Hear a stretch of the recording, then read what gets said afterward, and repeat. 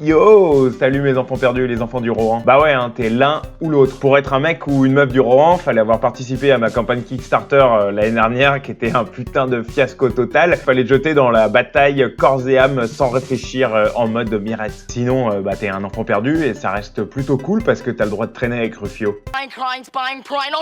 Je suis en train de vous préparer un nouvel épisode qui arrivera quand il arrivera. Mais je me suis dit, comme je pars en vacances, pourquoi on se ferait pas un petit hors-série? Parce que moi, en dehors des 90s et des jeux vidéo, bah il y a plein de trucs dans ma tête que j'aimerais partager avec vous. Donc on va dire que l'épisode d'aujourd'hui, c'est une sorte de spin-off.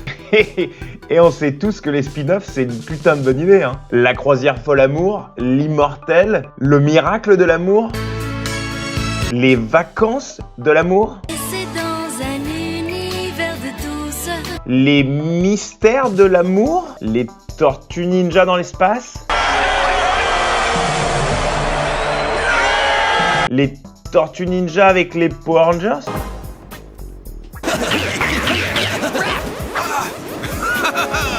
Mikey, fastball! He scores! Wow!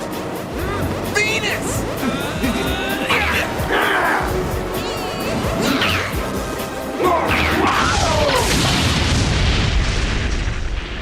Classe mannequin.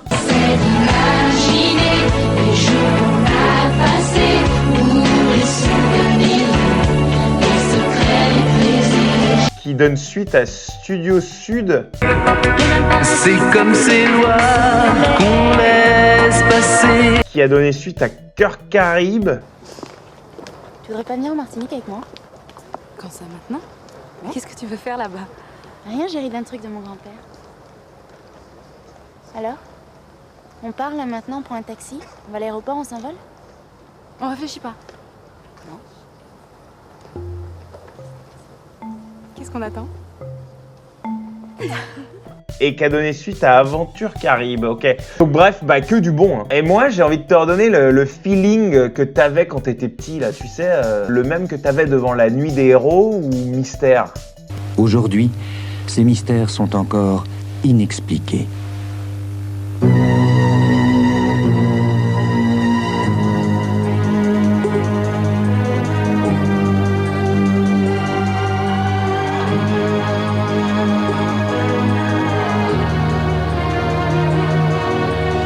On l'a tous vu l'épisode de la pomme qui vole dans le jardin. Si t'as pas passé une soirée en pyjama à regarder Mystère ou La Nuit des Héros avec le mec qui a perdu sa main dans son champ en tombant sur un obus de la Première Guerre mondiale et son voisin est venu l'aider pour lui faire un garrot, t'as raté ta vie. Nous sommes le 12 juillet 1989, au départ du téléphérique d'Elbronner, sur le versant italien du massif du Mont Blanc. Et donc, comment cette idée de génie m'est venue? Ben, pour ceux qui me connaissent un peu, vous savez que j'adore les balades en forêt, me promener tout nu sur la plage, se tenir la main, balade en forêt, me promener tout nu sur la plage. Et je reviens tout juste de quelques jours dans le Yucatan, charmante petite bourgade mexicaine connue pour ça. No, te quiero, bon. Salati. Patiki! Iti, cabet, una cabet, tu la cala, yo. Hey, don't move, Amy, Amy. Tu la cala, yo. Don't move. Give to them photography. Give to the camera. Patiki. Tu la cala, yo. Patiki. Et je suis sur le départ là tout à l'heure pour la Nouvelle-Zélande. Au passage, petit guilty pleasure horrifique, hein, The Ruins, les ruines, que je conseille par la même occasion, au même titre que Wolf Creek, qui se passe en Australie, hein, pour que je me mette la flip parce que je vais y aller aussi. Ou un bon vieux classique des chaumières, Wrong Turn, aka Dead Turn. Ils ont fait les deux, je crois. Ils l'ont rappelé dans deux noms différents. Tu peux le trouver à l'époque, du moins sur Imul. Pour ceux qui connaissent pas Imul, hein, on lance un téléchargement toute la nuit, puis une fois sur deux, c'était un film de cul. Et ben, ils l'appelaient Wrong Turn ou Dead Turn. Quand c'était pas un film de cul, d'ailleurs, bah, c'était une version québécoise. En gros, fallait le mériter ton putain de film. Hein. T'avais généralement ton ordi qui tournait non-stop toute la semaine. Après, tu mettais ça sur une bonne clé USB ou tu le gravais sur un CD-ROM. Et puis, tu l'amenais chez ton pote qui avait un lecteur DivX non zoné. Et puis là, tu te faisait un bon vieux film en 480p. Et puis tu regardais tes potes et tu disais ouais, la qualité elle est plutôt cool, hein, on n'entend presque pas les gens tousser. Donc tout ça dans le contexte voyage, guilty pleasure horrifique, randonnée, le fait que je vais m'isoler un peu pendant un mois, et ben ça m'a rappelé cette putain d'histoire de malade que j'aimerais partager avec vous. Et donc mon ami va te chercher un verre de Dadao ou un Kangos, et si t'as moins de thunes, la plèbe, va chercher un super yo-yo, parce qu'aujourd'hui mon pote, c'est à mon tour de te raconter une histoire chair de poule. Hop, je prends un truc que je vais balancer dans le feu pour que ça fasse des étincelles.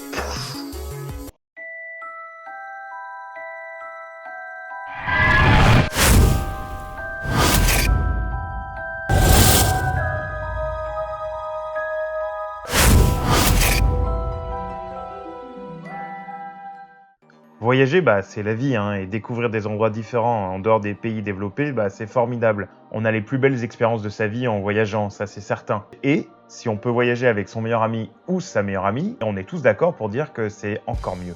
La plupart du temps, dans ces voyages un peu éloignés de la civilisation, les tours opérateurs, les sites internet, les hôtels ou même les signes sur les chemins de randonnée t'indiquent les limites à ne pas dépasser et les zones jugées safe. 90% du temps, si tu pars en promenade sans guide, il est fortement conseillé de rester sur le chemin balisé et de ne pas faire le foufou. Mais des fois, on a un instinct de cobaye et on se la joue Power Rangers blanc. Et on pense que vu qu'on a regardé tous les épisodes de MacGyver et de Koh-Lanta, on va pouvoir s'en sortir tout seul sans problème. Et puis, qu'est-ce qui peut nous arriver en vacances? Il y a que les gros cons qui ont des trucs qui leur arrivent. Sauf que mec et meuf, je t'arrête tout de suite, hein. Ça peut arriver et c'est justement ce qui s'est passé pour les deux filles néerlandaises en vacances au Panama.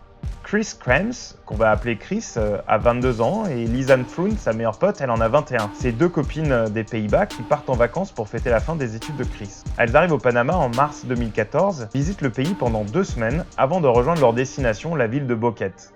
Les filles, elles doivent aller à Boquete parce qu'elles se sont organisées avec l'école locale pour faire du volontariat et du bénévolat. Une idée vraiment sympa pour aider les enfants et aussi pour les filles pour améliorer leur espagnol. Dans son journal intime, Chris, elle mentionne qu'elles se sont trompées de date et qu'elles arrivent 1 semaine avant la date prévue à l'école locale. Ce qui apparemment n'est pas très bien passé auprès des organisateurs et des professeurs, et on leur a fait savoir avec un peu d'attitude. Et donc, les filles restent dans une famille d'accueil. Et, comme elles sont arrivées 1 semaine en avance sur les dates qui étaient apparemment convenues, le 1er avril 2014, à environ 10h du matin, les filles elles partent avec le chien de leur famille d'accueil sur un chemin de randonnée près d'une forêt assez nuageuse qui entoure le volcan Baru. Probablement le chemin de Pianista qui au début est assez bien indiqué. Tout semble bien se passer et la famille d'accueil n'imagine pas qu'il puisse y avoir un problème, jusqu'à ce que leur chien revienne tout seul quelques heures plus tard. Immédiatement, la famille d'accueil appelle la police, mais malheureusement la police, elle prend le cas vraiment à la légère et pense que les filles elles vont revenir bientôt. Quand je dis vraiment à la légère, c'est vraiment putain à la légère, hein, parce que les flics ils décideront enfin d'intervenir environ 4 putains de jours plus tard. Pas 1, pas 2, pas 3, mais 4 putains de jours. Dans ce laps de temps où la police elle se gratte le cul, c'est les locaux et les guides touristiques du secteur qui tentent de retrouver les filles par eux-mêmes. Et quand la police les rejoint enfin dans les recherches, il y a un problème de taille qui les attend. Les filles elles n'ont jamais vraiment dit à qui que ce soit où elles allaient, ni quel chemin elles empruntaient, donc personne ne sait vraiment par où commencer. Les heures se sont transformées en jours, les jours se sont transformés en semaines, et les semaines en mois. Jusqu'au 9 juin où une femme ramène un sac qu'elle a trouvé dans la forêt dans le commissariat de Boquete. Selon son rapport, elle l'aurait retrouvé sur les bords de la rivière Serpent. Étrangement, le sac est complètement sec et parfaitement bien rangé. Dedans, il y a 2 soutiens-gorge, 2 paires de lunettes de soleil, une petite bouteille d'eau, l'appareil photo de Lisanne, 2 téléphones portables, un passeport et 83 $. La police décide donc de regarder le contenu de l'appareil photo et des téléphones pour mieux comprendre. Lors de cette randonnée, les filles elles ont pris 100 photos. Mais ce qu'il y a d'étrange, c'est que seulement 10 d'entre elles ont été prises pendant la journée. Les 90 autres photos qui ont été prises, elles ont été prises super tard, entre 1h et 4h du matin. Et sur les 90 photos, il y en a 87 qui ne montrent que du noir. Et il y a un grand mystère qui concerne une des photos, la toute dernière prise par les filles, parce qu'elle a été prise environ 8 jours après le début de leur randonnée. La photo, elle montre un rocher ou un chemin, car personne ne sait vraiment dans quel sens il faut la regarder. Certains y voient une photo prise droite, donc en gros d'un chemin qui descend, et d'autres d'un rocher à escalader. Et donc le moment où a été prise cette photo est flippant. Les filles, elles sont parties le 1er avril, et la photo a été prise le 8 avril. Si on en croit ce qui a été retrouvé dans le sac à dos, les filles, elles n'avaient pas vraiment beaucoup d'eau potable sur elles. Seulement une toute petite bouteille d'eau à 2. Avec seulement une petite bouteille, dans la forêt panaméenne où il peut faire jusqu'à 40 degrés, comment les filles, elles ont pu survivre 7 jours? Le corps humain, il peut survivre un maximum entre 7 et 10 jours, mais vraiment max sans eau. Et quand je dis 10 jours, c'est vraiment t'es allongé et tu branles rien. Et les énormes problèmes de lucidité, de santé mentale et de santé physique commencent à partir de 3 jours sans eau. En voulant probablement retrouver leur chemin, elles ont dû utiliser beaucoup de leurs ressources. C'est un peu obsédant de se demander comment elles ont fait et ce qui a dû se passer pendant 7 jours. Mais revenons à la dernière photo. Admettons que ce sont les filles qui l'ont prise et donc qui ont aussi pris les 87 autres photos de noir total. Une des théories logiques serait que les filles, elles ont utilisé le flash de leur appareil photo pour s'éclairer. Idée maligne parce qu'au lieu de se servir de leur téléphone portable et utiliser de la batterie, elles ont utilisé le flash. Ce qui nous amène à ma transition suivante, les téléphones. La police, elle a pu extraire le contenu des appels des téléphones et elle a pu constater que les filles, elles ont essayé d'appeler le 912, qui est le service d'urgence des Pays-Bas, et le 911, qui est le service international d'aide en Amérique. Et elles ont commencé à appeler ces numéros seulement quelques heures après le début de leur randonnée. Du 3 avril au 6 avril, on voit que les filles, elles rallumaient leur téléphone à la recherche d'un signal et elles l'éteignaient tout de suite après. Et chaque jour dans la même fenêtre de temps de 20 minutes. Comme une autre personne l'a mentionné sur un blog, ils utilisaient probablement l'horloge de leur appareil photo comme guide et décidaient du temps précis pour allumer leur téléphone portable et tenter de trouver du réseau. Pour ajouter encore plus de stress à l'histoire, à partir du 7 avril, il y a plusieurs mauvais passwords qui ont été rentrés dans le téléphone, 70 fois pour être plus précis. Et la police a pu affirmer que le téléphone, il n'a jamais été redébloqué depuis. On est bien d'accord que ce détail, il est flippant aussi. Et il y a 2 possibilités. Avant de m'expliquer sur une des théories, revenons sur les photos. La police a dit que les photos concernant leur randonnée commençaient par le chiffre 4. 401, 402, etc. Comme par exemple la première photo de leur trip qui est la 499. La première photo de nuit montre une brindille avec des sacs en plastique et des emballages de bonbons sur un rocher. Une autre montre ce qui ressemble à du papier toilette et un miroir sur un autre rocher. Une autre montre l'arrière de la tête de Chris Kremers avec ce qui ressemble à du sang près de sa tempe. Et cette toute dernière photo de la tête de Kremers, c'est un peu de la spéculation parce que c'est une photo qui n'a jamais été rendue publique par la police. Mais là où il y a un gros coup de flip qui te donne envie de sucer ton pouce, c'est qu'il n'existe pas d'image 509.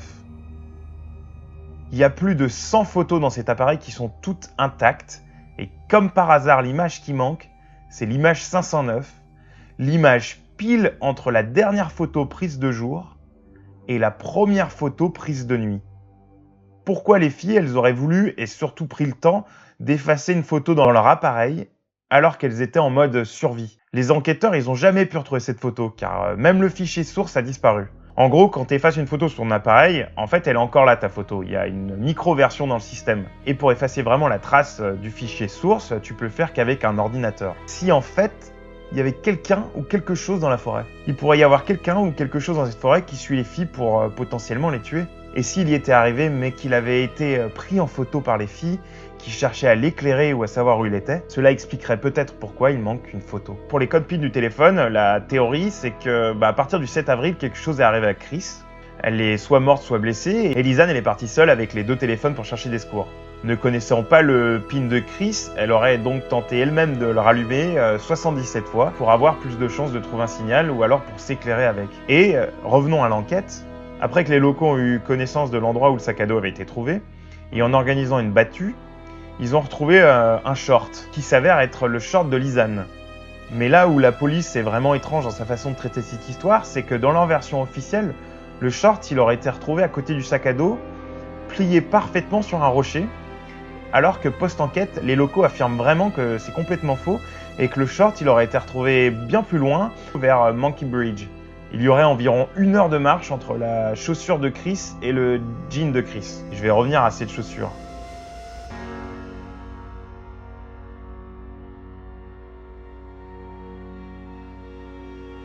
Une partie de la jambe gauche de Lisanne Froon a finalement été localisée par des guides travaillant avec le peuple autochtone Ngobé, notamment son fémur, son tibia et son pied, toujours dans la chaussure. Et un morceau de son pelvis un peu plus loin, morceau du pelvis qui aurait été potentiellement blanchi. Mais ce blanchissement pourrait être aussi dû à la décomposition au milieu tropical.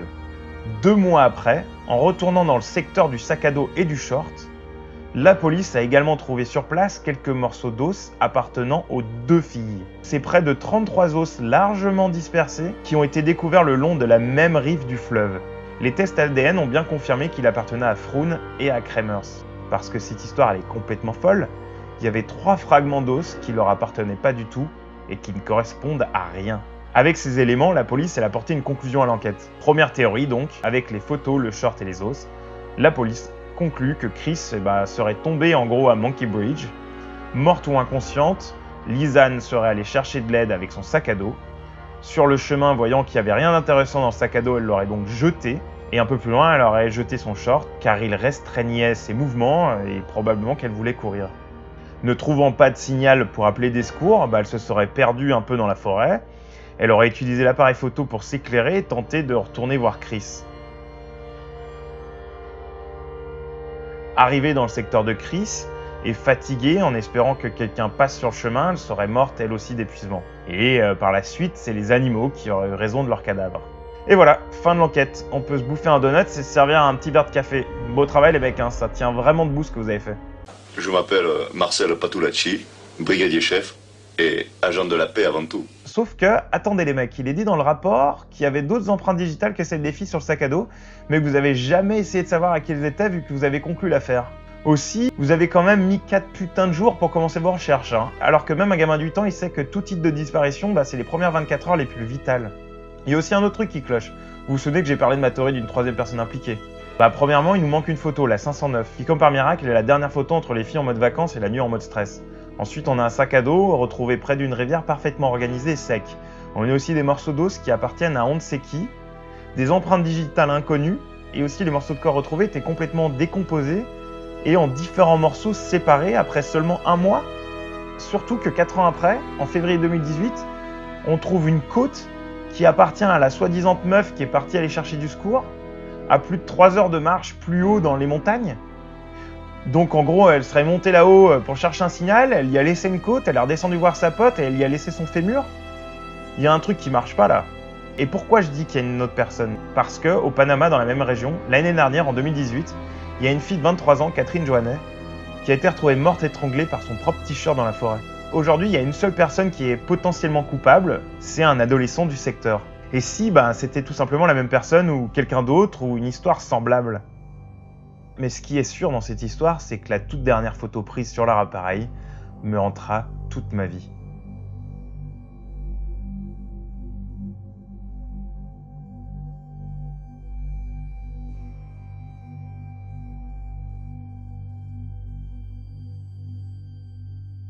La disparition des randonneuses néerlandaises, c'est l'un des cas les plus mystérieux des dernières années. Au début, j'ai trouvé la version assez plausible qu'elles se soient perdues ou qu'elles aient eu un accident avant de mourir. Et bien que le fait qu'elles soient restées en vie 7 jours en forêt et qu'elles aient parcouru des distances considérables de va-et-vient soit certainement étrange. Mais ça peut être dû à la déshydratation ou, comme on l'a dit, à chercher un signal ou des secours. Sauf qu'après avoir fait davantage de recherches sur les preuves médico-légales, je pense qu'il est beaucoup plus plausible de supposer qu'il y avait une sorte d'ingérence entre des humains. Peut-être même une sorte de chasse à l'homme. Et le fait qu'une photo ait été prise à un moment très crucial et qu'elle a été effacée, soulève quand même de nombreux drapeaux rouges. Ça nous ramène à pourquoi la photo elle a été prise et pourquoi elle a été effacée. L'impression générale que moi j'en ai, c'est que les autorités locales, elles ont voulu que cette affaire elle soit classée comme un simple accident de randonnée tragique. Et voilà, j'espère que le hors-série t'a plu, je t'invite à laisser ce que t'en penses dans les commentaires. Et si tu l'as pas déjà fait, tu peux me suivre, abonne-toi et invite ta grand-mère à nous rejoindre.